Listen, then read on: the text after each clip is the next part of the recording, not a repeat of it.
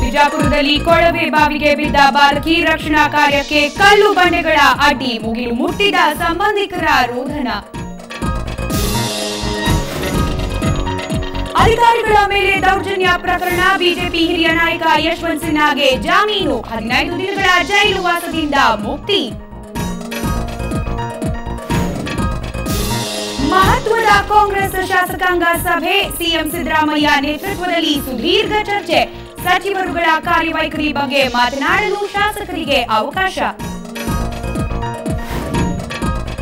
ಕೋಟೆನಾಡಿನಲ್ಲಿ ಹೆಚ್ಚಾಗುತ್ತಿವೆ ಹೆಣ್ಣು ಮಕ್ಕಳ ನಾಪತ್ತೆ ಪ್ರಕರಣ, 6 ತಿಂಗಳಲ್ಲಿ 40 ಕೇಸ್ ದಾಖಲು, ಪ್ರೀತಿಯ ಬಲೆಗೆ ಬಿದ್ದು ಯುವತಿಯರು ಎಸ್ಕೇಪ್.